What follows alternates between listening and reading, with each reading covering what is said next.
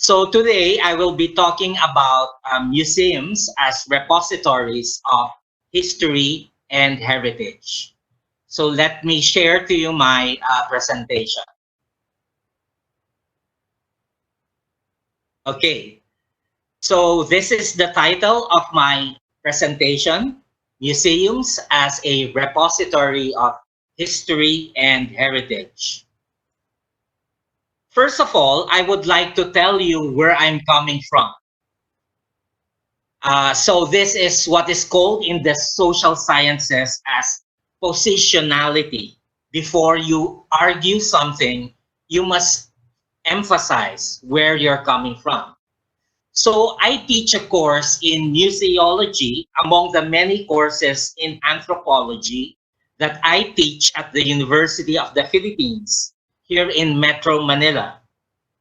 I have also curated several ethnographic and ethno-archaeological exhibits, both at the University Museum at the University of the Philippines and in a local museum in Pasig City, which is found also in Metro Manila, which is the capital region of the Philippines.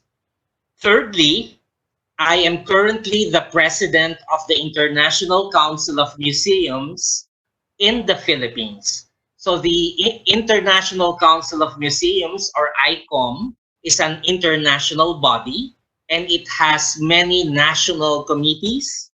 I am the president of the Philippine National Committee, having been elected into office only last year. So let me first introduce to you what ICOM is in case there are people watching who are not familiar with the International Council of Museums.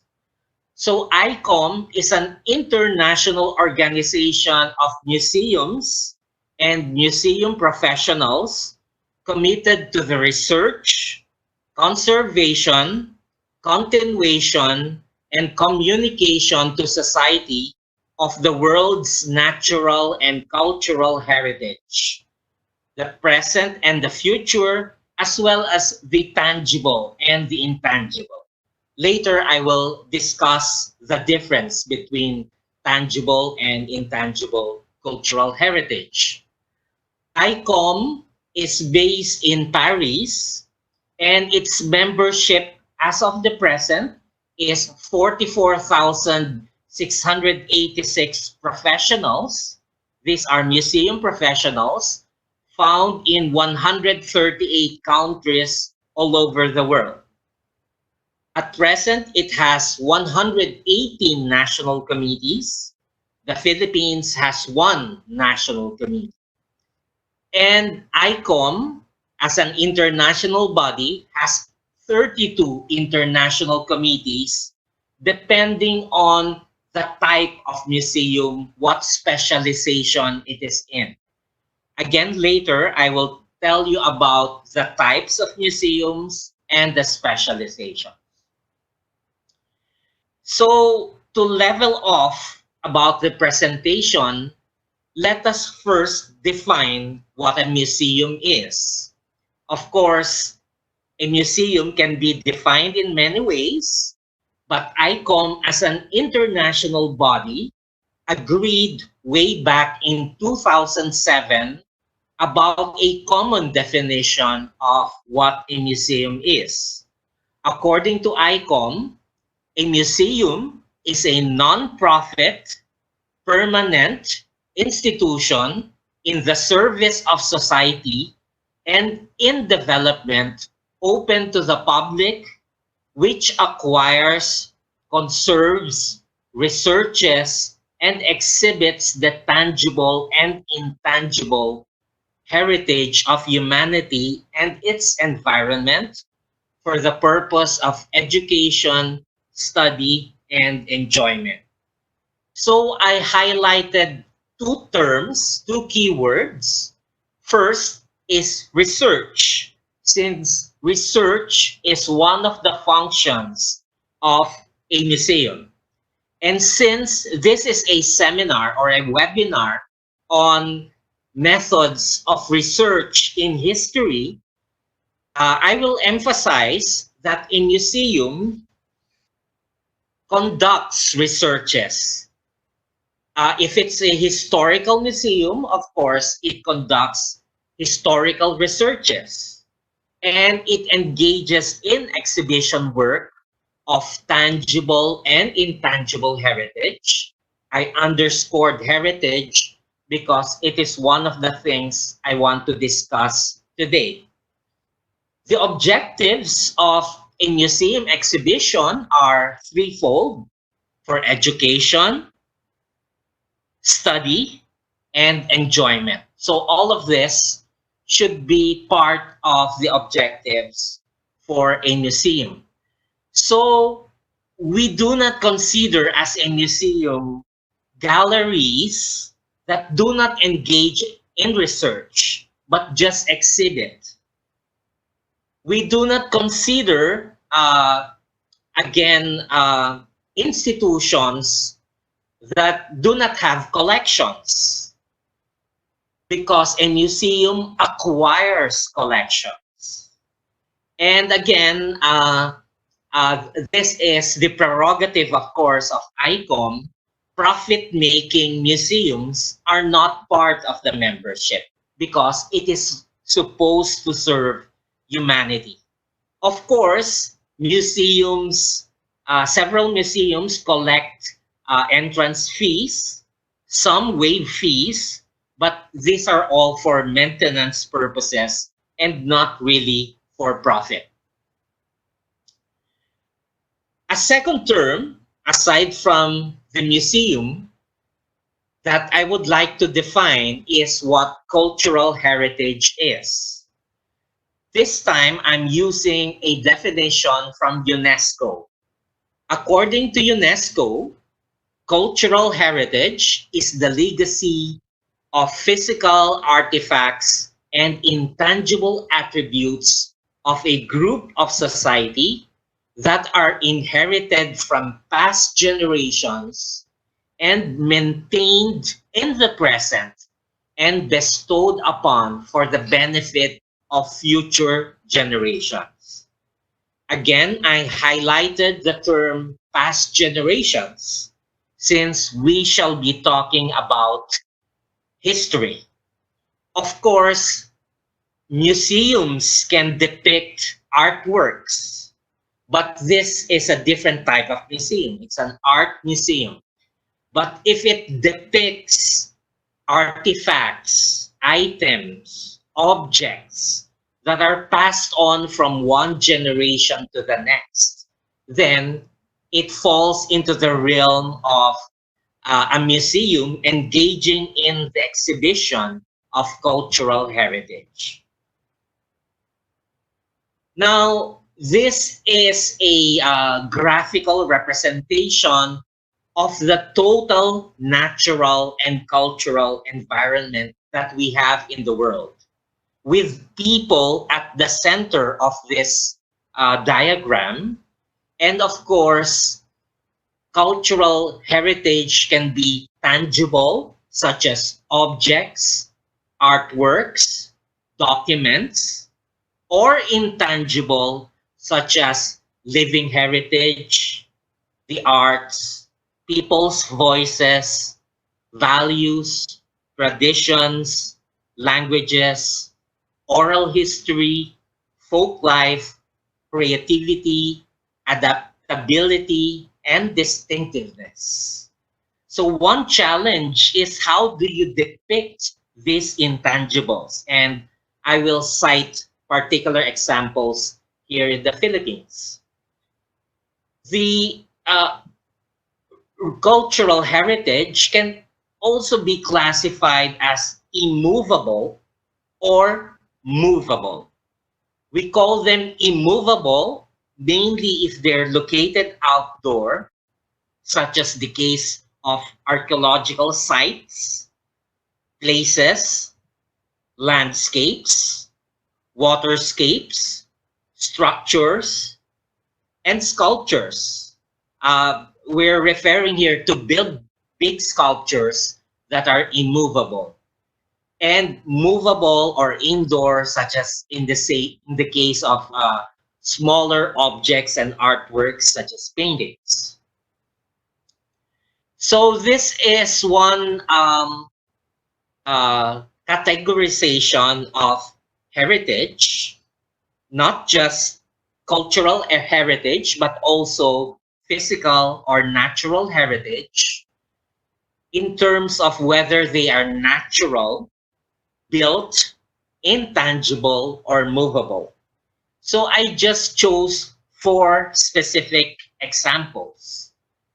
One natural heritage of humanity is Mount Everest. An example of built heritage is the Great Pyramid of Khufu at Giza in Egypt. An example of an intangible heritage is how in southern Philippines, women weavers weave the tinalak textile, which I'll explain later. And movable heritage, such as paintings, in this particular example, Van Gogh's painting of his self-portrait. Now, what is important is not just identification of types of artifacts, landscapes, and objects, but what stories do they tell? Because if they don't tell any stories, then they're unimportant. So for example, for natural heritage, one good story is how many climbers have gone to the peak of Mount Everest. Since it was first discovered, how many died along the way, from what nationalities did they come from, etc., etc. And this may be of interest to different groups of people. For a built heritage such as the Great Pyramid of Khufu, an important story will be when was it built, why was it built by the pharaoh, for what specific purpose was it, is it true that it is aimed to attract extraterrestrials, and other stories which may not be true or not, but these are of fascination to many people. Now, with the tinalak textile in the Philippines, a good story, of course, the textile itself is tangible, but how it is made is intangible because it is passed on from generation to generation, the knowledge of how to produce it. Only women weave these textiles, and the designs of the textiles are inspired through dreams. That's why they are called dream weavers. They don't just invent any design, but in the evening, they dream about a certain design, and in the morning, they begin their project of doing a specific textile work. Now for Vincent van Gogh's self-portrait, you will see here that he has a bandage at his right ear because he cut off his ear.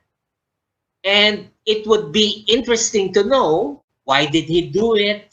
Was he in a period of depression? And you will see, if you visit the Van Gogh Museum in Amsterdam, you will see that Van Gogh's greatest paintings are when he suffers depression. So we are more interested in the stories that are being told by specific types of heritage. Okay, now let us go to museums. Where did the museums originate? The English word museum actually comes from Latin, which is derived from the Greek word museion, which literally means the seat of the muses. Of course, in Greek mythology, there are certain muses for the arts, for the fine arts, for music, for poetry, etc. And the Greeks and later the Romans believed that there would be hubs or centers where these muses may be located. So in ancient Greece, a museion referred to a temple dedicated to the nine muses. A muse for the arts, a muse of the epic, a muse of music, of love poetry, of oratory, history, tragedy, comedy, dance, and astronomy. It reflects the attempt to bring all the fields of human knowledge in one place. So this is why I am talking about museums as repositories. Of course, for a specific type of museum, called as a general type of museum, all of these types of quote-unquote muses are located in that museum. You will see art collections, you will see astronomical gadgets, you will see documents of love poetry, all in one place. So this is the inspiration of a museum. And so far, the oldest museum that we know, what we call the first proto-modern museum, is the royal complex at Alexandria in Egypt, established way back in the 3rd century BC. So the earlier Greek and Roman museums were not really proto-modern because they were temples. So there was no separation between the sacred and the profane. But a proto-modern museum will be now more profane. It is non-sectarian, and it houses these different types of objects. So you will see here artists' conception about the royal complex at Alexandria. So the picture below is the complex because it includes a library, it includes a zoo, and the museum is depicted in the reconstruction above. This is what it looked like before. Of course, we don't have pictures of how it looked like in the past because there were no pictures yet. And unfortunately, the royal complex at Alexandria got burned down. So we don't have any trace anymore of the actual museum.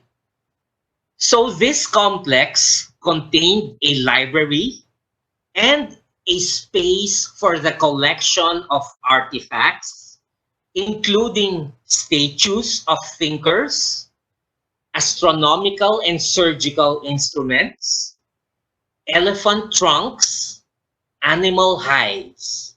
So there was a library and a museum where there was a collection. And you will see there's a collection of different antiquities. They did not just come from Egypt, but were also collected in other parts of the old world during that time. It also had a botanical and a zoological park. Now, why do we call it proto-modern and not really a modern museum? So we call it proto-modern because it is no longer a temple, but it is still not modern because it is exclusive for the use of scholars. So it was not accessible to the public, but only scholars, those who researched about philosophy, the great thinkers, those of the nobility, they were only the ones who could access this museum. And this is not what a modern museum is. So what is a modern museum? Now, the first modern museum was, of course, the British Museum, quite very recent. It was established in 1753, and it was considered the mother of modern museums. The difference is it was accessible to the public. You will see the edifice outside of the museum, how it looked like. It was a direct emulation of the museum at Alexandria. So you have these tall Roman columns. That was how it looked like in Alexandria, and they tried to copy it in the British Museum. Of course, not really perfectly the same, but it was an emulation. As I mentioned, one difference that makes it a modern museum is that it was already open to the public and not just the scholars. Even the library located inside the British Museum is accessible to the public. You could go there, you could browse through it. Of course, some collections are off limits. You would need to get a permit, but generally, the general public could enter the museum, of course, after paying an admission fee, and then look at the exhibits. It's a very big museum. Actually, you cannot see all of its exhibits within one day. And for those who have not been to the British Museum, it is actually very, very huge because the British have collected sculptures and artifacts coming from their colonies. So you will see Sphinx coming from Egypt, obelisks, facades of temples inside the museum. So a while ago, I mentioned that there are different types of museums. One, categorization, because museum practitioners debate a lot about what are the different types of museums, but this is probably a practical classification. I classified it into 6 types. The 5 ones are the basic ones: a general museum, a natural history and natural science museum, a science and technology museum, a history museum, an art museum, and a more recent one will be a virtual museum. A general museum tries to house within the museum complex different types of artifacts, different types of objects, different types of tangible heritage, whether they're artwork, historical, archaeological, religious, musical, etc. Most national museums are general museums. A natural history and a natural science museum type will house those in the realm of the natural sciences, such as geologic or geographical museums, metallurgical museums, botanical museums, etc., etc.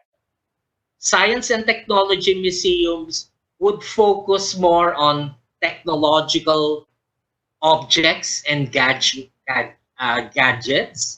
such as human inventions during the period of industrialization, ancient gadgets used by our ancestors, etc., etc.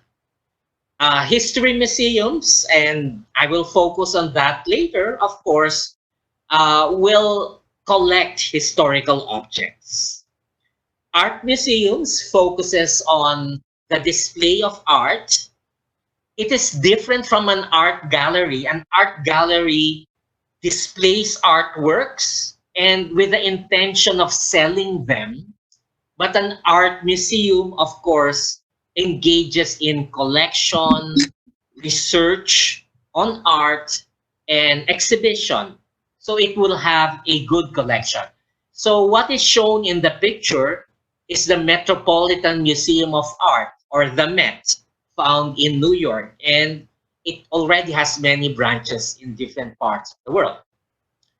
Now, a more recent type will be a virtual museum, because you don't have to go to the museum to access and view the collections, but go online to make a virtual tour of the museum. And the collections of that particular museum, whether they're of art, history, technology, etc., are digital collections. So a virtual museum, they could cut across the 5 types. Now, focusing on history museums, because we will talk about historical research and the role of museums in undertaking historical research. One classification of different types of history museums is the follows. First is Antiquities Museum. So it engages in collection of antiquities or old ancient objects. Egyptologists, sinologists, Indologists, they collect a lot of objects aimed at displaying the people's fascination with these very beautiful and spectacular objects. Of course, many of them were found archaeologically, but some of them were just purchased by the museum from grave hunters, from middlemen. That's why I would differentiate an archaeological museum, which engages in actual archaeological work, and it may not display spectacular types of artifacts, but museum goers can understand, for example, how it was in human prehistory, such as the display of stone tools during the Paleolithic or the Mesolithic or the Neolithic age. An ethnographic museum displays ethnographic artifacts or material culture. Now, why is it still considered a historical type? Because this gives us a link between the present and the past. There are certain material objects that are still being created and used by indigenous peoples, by traditional societies, but have now disappeared in the modern city world. But ethnographic collections can show us how it was made in the past, even if it has already disappeared in the cities, but some indigenous peoples continue to produce these types of artifacts. A cultural historical museum could engage in folk culture, sometimes even pop culture. So the focus more is on culture at present, and again, how it is linked to the past. It may be culture within the modern world, such as a display about urban legends. Historic houses are structures or houses that have been maintained and preserved by certain foundations or governments and became museums. For example, the Anne Frank Museum, again in the Netherlands. So it is a house where Anne Frank hid during World War II. People can visit it and see what it was like. And you could see the diary of Anne Frank displayed in it. War museums, and there are many of this in the world, display war artifacts.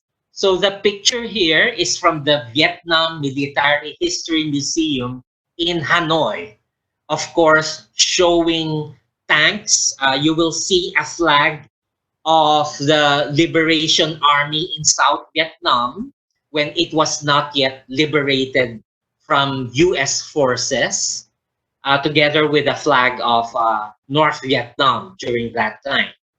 So the aim of the Vietnam Military History Museum is to showcase the uh, the bravery of the Vietnamese people in fighting American occupation forces and the earlier French forces in Vietnam. So what do museums do? All museums, regardless of type, conduct research and documentation. This, I think, and I believe, is the most important component of a museum's task.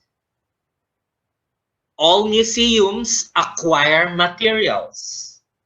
You cannot be considered a museum if you don't have any collection. Now, I know there are people who are collectors, private collectors, but if they don't engage in research, then it's not a museum.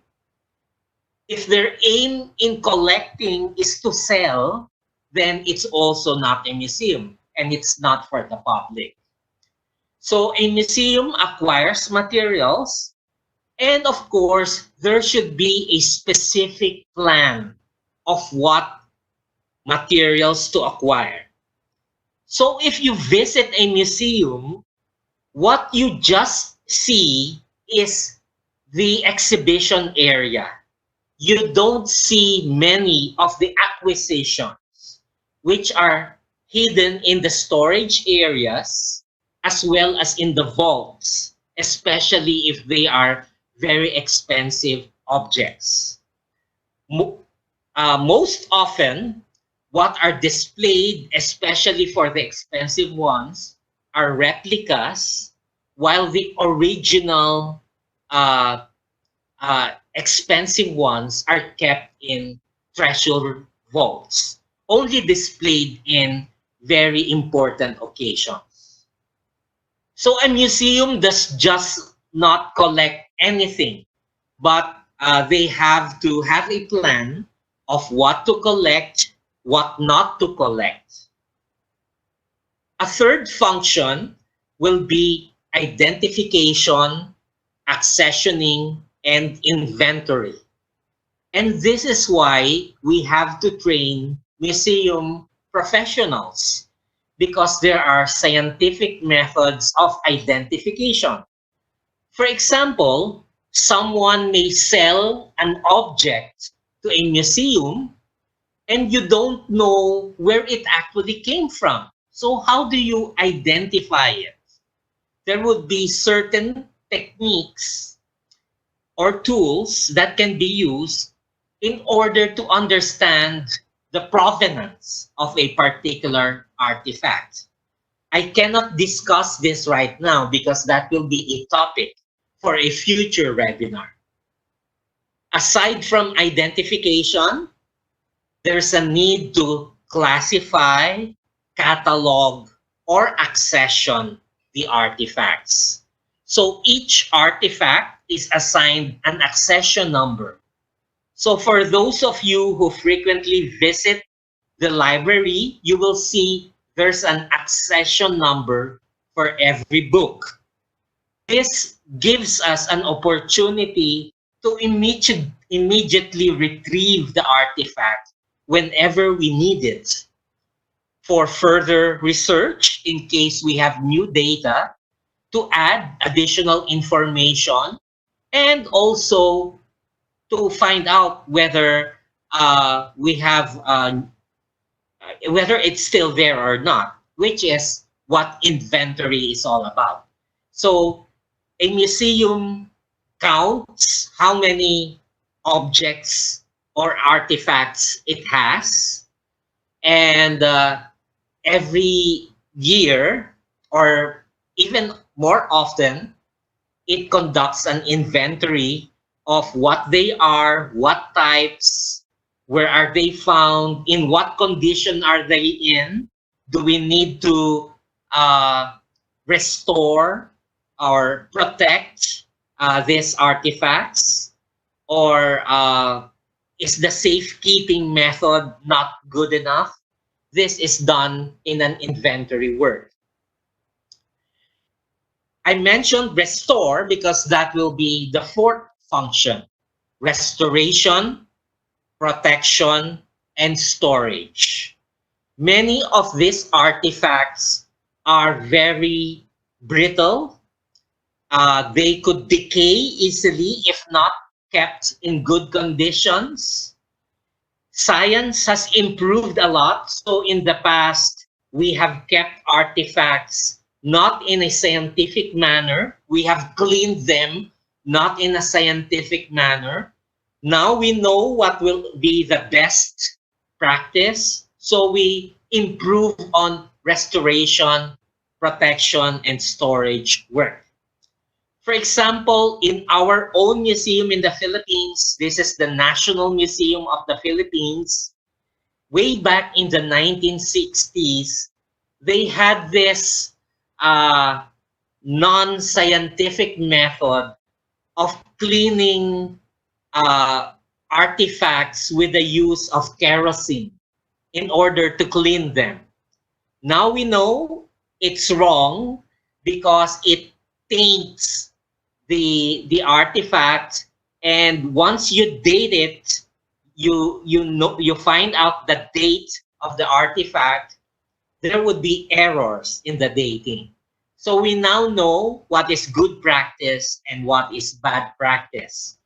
And this is why ICOM conducts international conferences and trainings in order to keep professionals abreast about the most recent practices. A fifth objective or activity of a museum will be exhibition. For the public, usually this is what they only know about a museum. A museum engages in exhibits. But for museum practitioners, this is just part of several functions.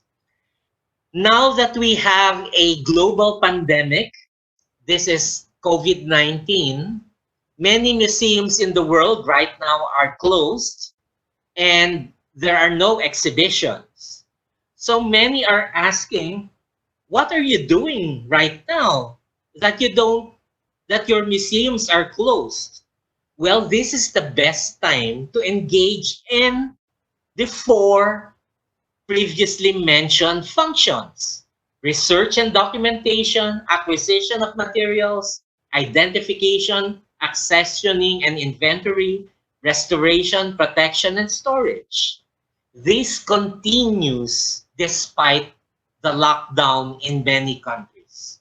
And once the lockdown is lifted, museums can open again for their exhibits. Now, an exhibition can be very boring if it is the same type of exhibit the whole year round. Most museums will have a permanent exhibit as well as changing exhibits. The changing exhibits attract museum goers to go back to the museum and this time to see the new exhibitions.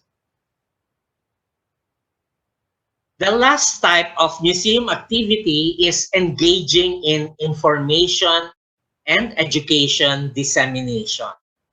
So museums engage in outreach projects and programs, such as going to schools, attracting school children, giving walking tours, uh, posting exhibitions online so that they are accessible to the bigger public. These are part of information education activities of the museums. And depending on the type of museum, each museum will have a certain type of advocacy of why it is informing the public about certain types of artifacts or objects. Now, because I come from the Philippines, I will talk about museums in the Philippines. I cannot talk about museums in India because you are more familiar about your own museums. And of course, this will give us an opportunity to have sharing about what is the practice here and the practice in your own country. And if we have viewers coming from other countries, they could also look at their own practice. So for those who are not familiar with my country, the Philippines is found in Southeast Asia. So you see a map that is encircled. We are an archipelago of more than 7,600 islands. Previously, we know 7,100 islands, but with improvements in GIS, we are able to locate new islets in this archipelago, many of them uninhabited. So it is part of insular Southeast Asia, Indonesia below. We are below Taiwan. Manila is the capital city, and the capital region is what we call Metro Manila. It's a combination of the city of Manila and other cities surrounding Manila. This is a problem we have now. We don't have an exact count of how many museums there are in the Philippines. We should agree. They are both public and private museums. So there are approximately 200 museums all over the Philippines. There is no agreement because some are galleries and ICOM does not consider them as real museums. Some are branches of a main museum, so they are not counted separately. So where is the origin of museums in the Philippines? So the picture you see is the oldest university in the Philippines.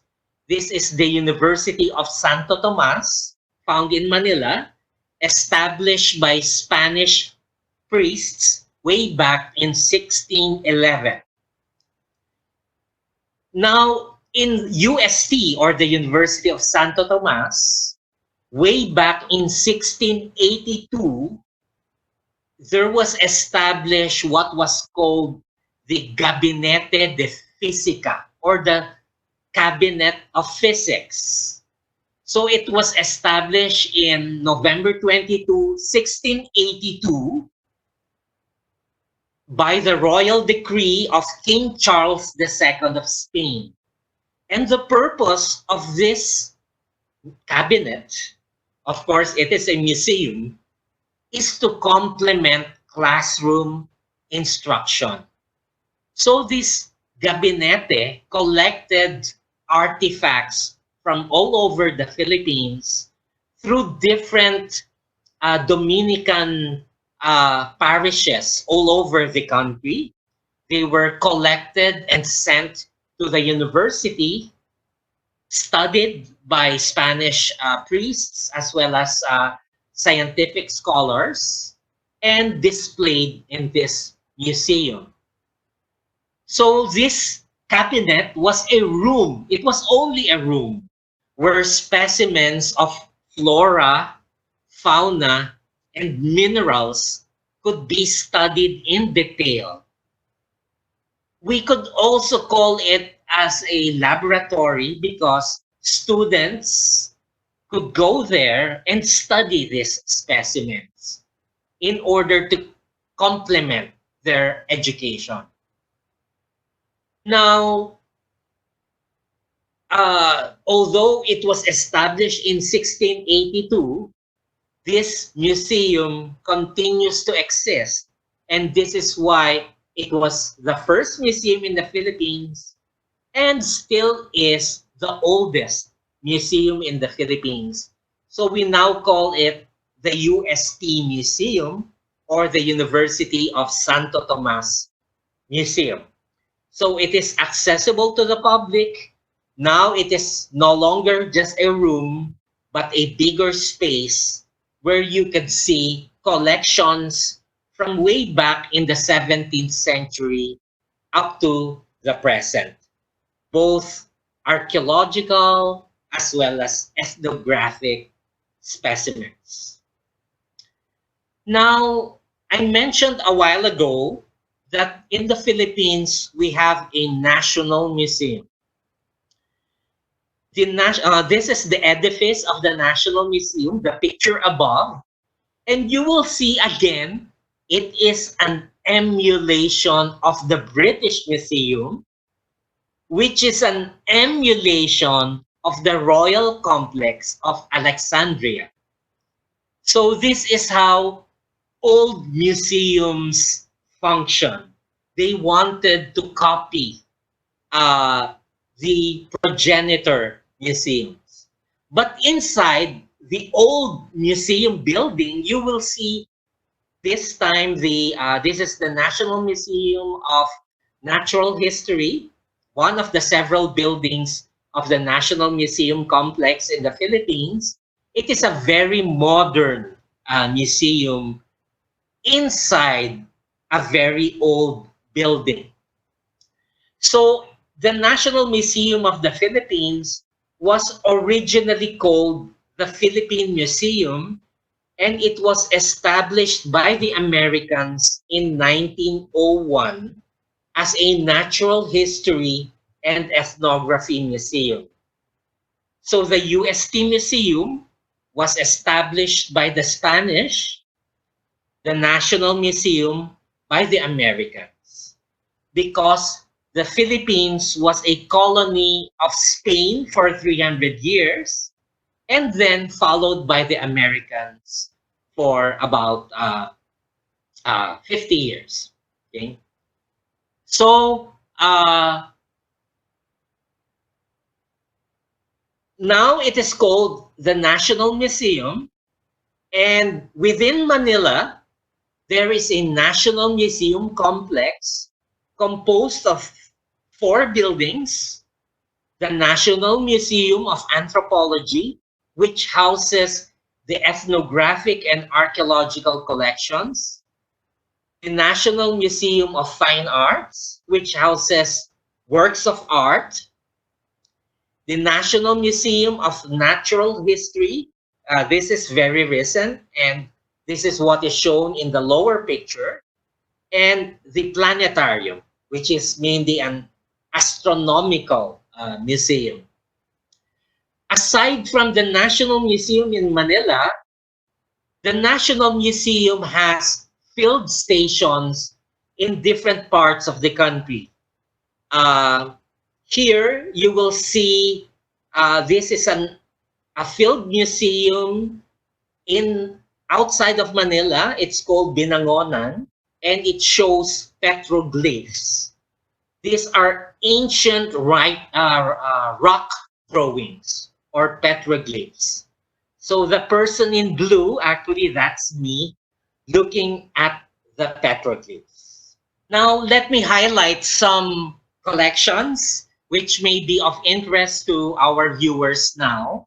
So some of the archaeological collections include, in the picture in the left, that's the Manungol jar found, dated 890 BC. That's me in the picture. So it's a secondary burial jar. When people die, they are buried on the soil or in coffins. But then, after the body decomposes, the bones are transferred into these jars. Now you will see, so it's an earthenware jar, and uh, there on the top of the cover of the jar, there are uh, sculptures or figurines of two people riding a boat. The one in front is a representation of the dead person, while the one at the back is the boatman rowing the boat in order to deliver the dead into the afterlife. So this artifact shows the early belief systems of Filipinos. The second collection that I'm showing here in this slide is the Laguna copper inscription. So it's a copper plate. The dating is 900 AD, and it is written in a syllabic script, which we believe is of Sanskrit origin. So the writing system was borrowed from India, but entered the Philippines through Indonesia, or the Bugis people of Indonesia, and then went into the Philippines. So early Filipinos, prior to the coming of the Spanish and upon the coming of the Spanish, used a syllabic script. Most Filipinos are no longer familiar with this syllabic script. They only know them through art, and we want to revive this tradition. Now, it is interesting that this syllabic script of 900 AD, it is actually a document that is a proof that a certain person no longer owes a particular debt from another person, because he has already paid the debt, and therefore his children and grandchildren are no longer expected to pay the debt. Another type of collection will be a boat. We call it the Butuan boat. This is located in a field station of the National Museum in Mindanao Island, in south of the Philippines. So it is the planks of the boat that are preserved when it was recovered from the soil.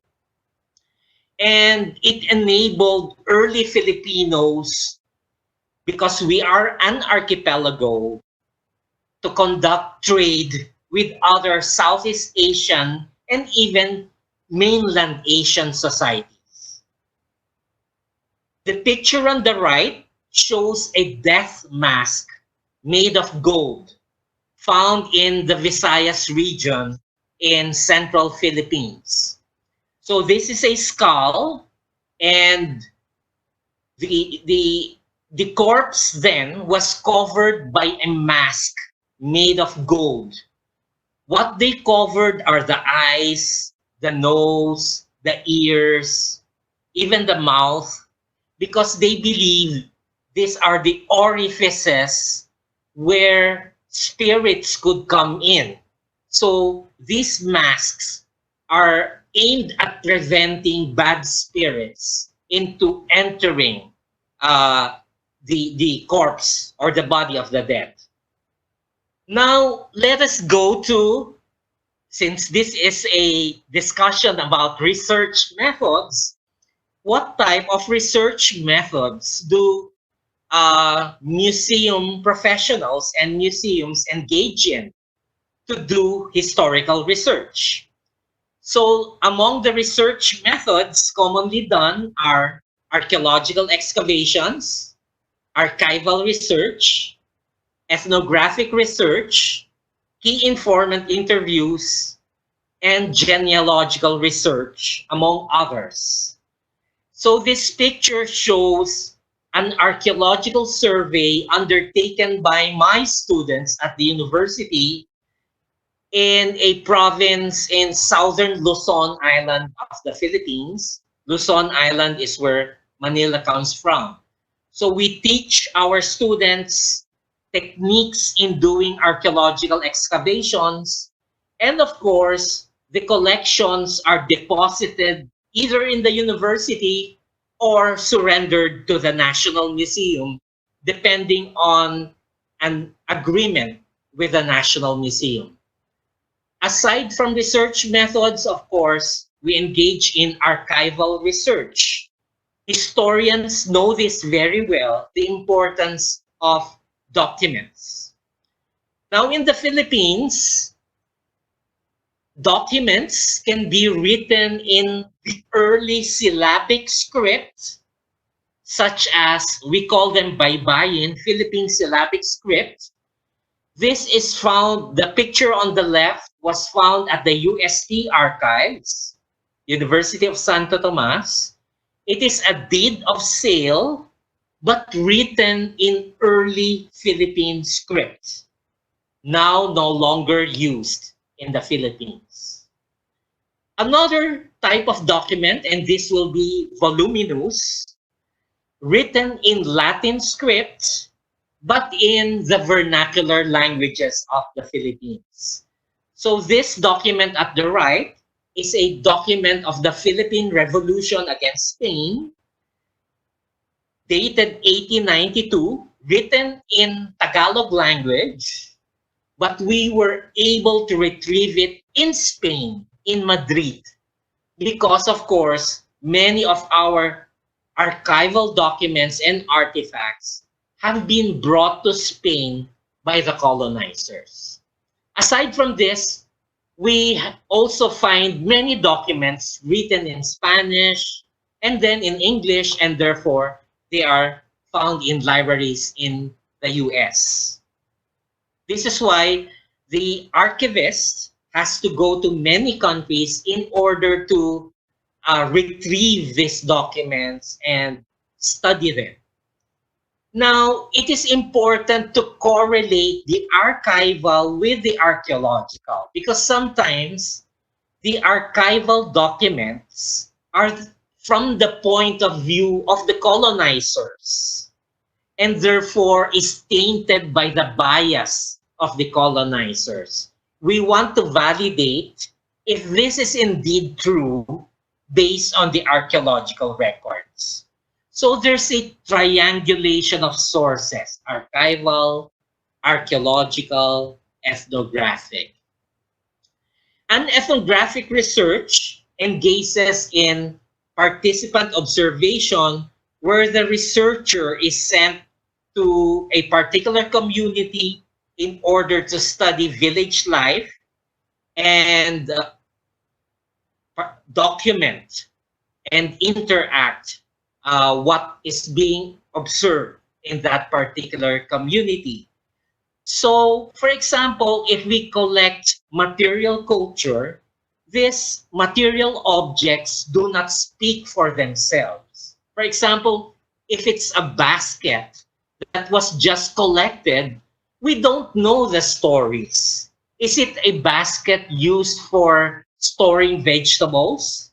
Is it used for fishing?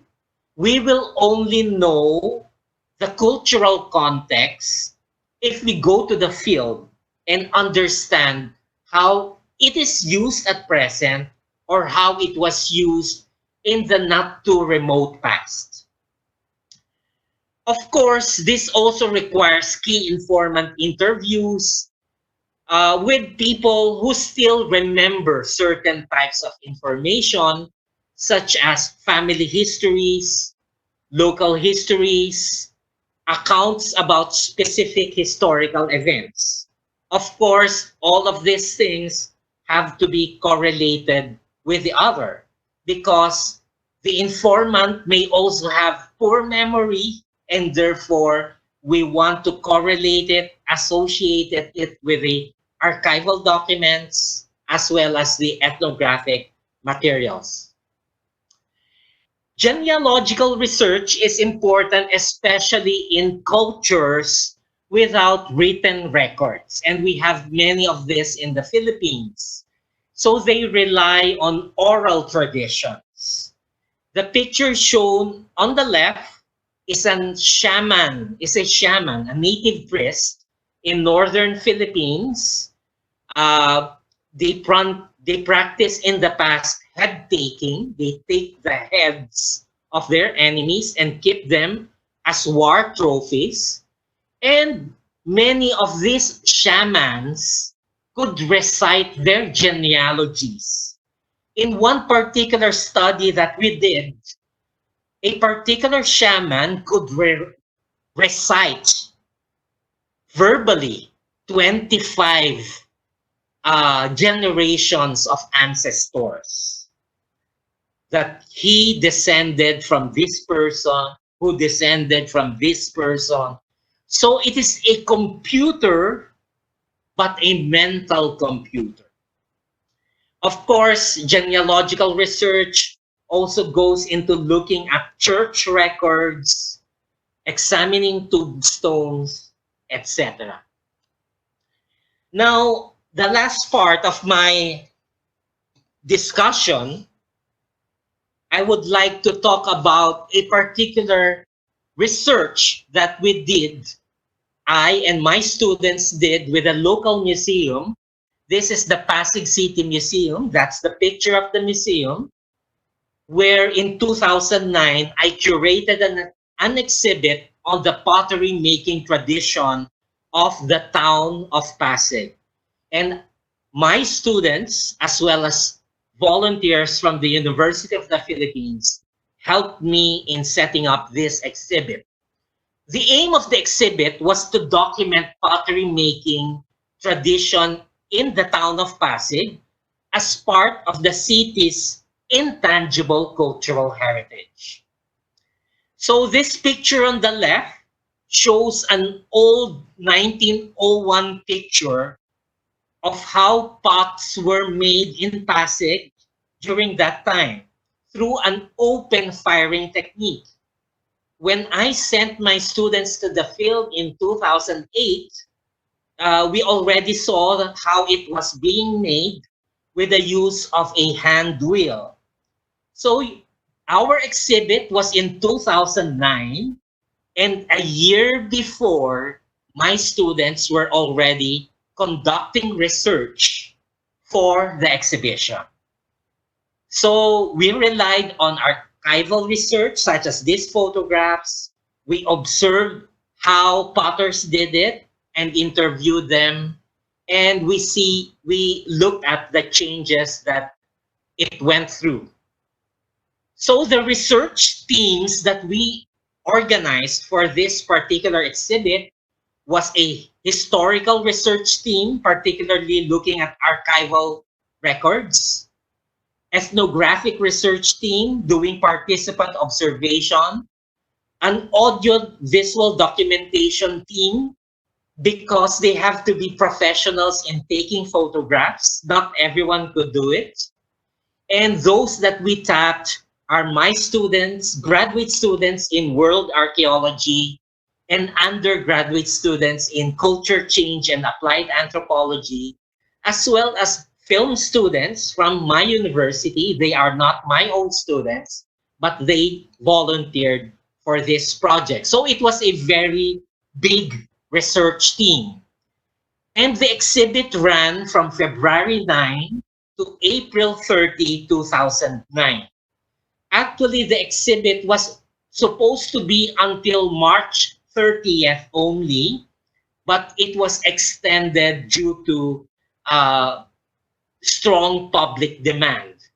So in the picture on the left, you will see a student, a high school student, looking at a replica of a grave site that we did to showcase that early Filipinos included in burial sites pots, pottery as part of their grave wear, so that the dead could carry with them in their afterlife these pot items.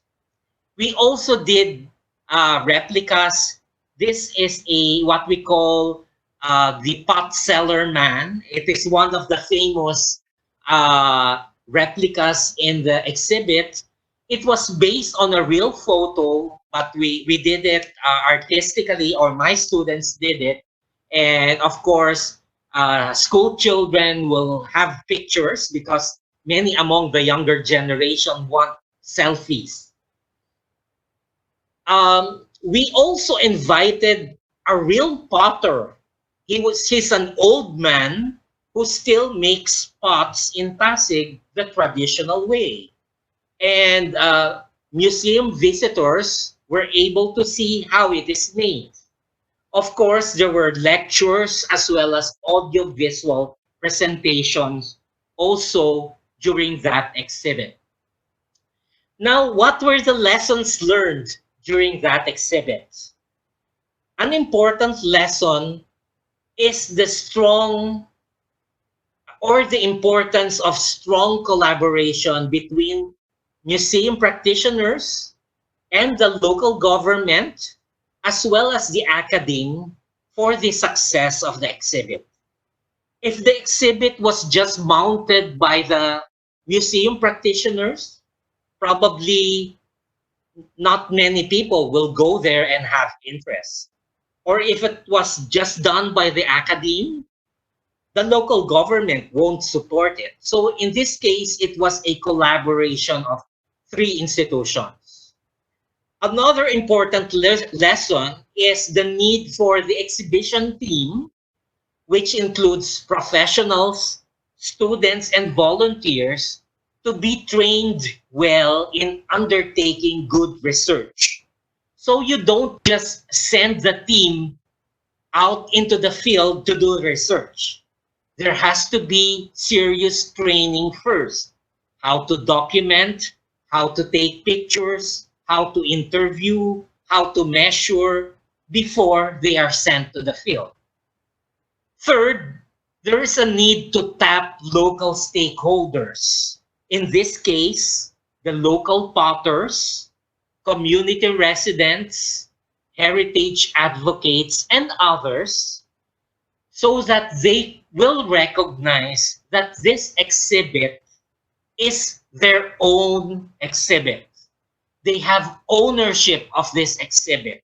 It is not something imposed on them by outsiders, but they have an objective to protect it and propagate it themselves. Now, to end with my discussion, let us go back to my main title for this presentation. Why is it important for a museum to be a repository? A repository of history as well as heritage. It is because many of the tangible and intangible cultural heritage that we have in the world today are already disappearing, and many of them are threatened or endangered. And many of this due to modernization, such as demolishing old buildings so that new malls, shopping malls can be established. So once these heritage structures and objects disappear, knowledge of the past and about history also disappears. Once the shaman is already dead, once the pot maker is already dead and has not transferred his knowledge, then the knowledge, the intangible knowledge, is also lost.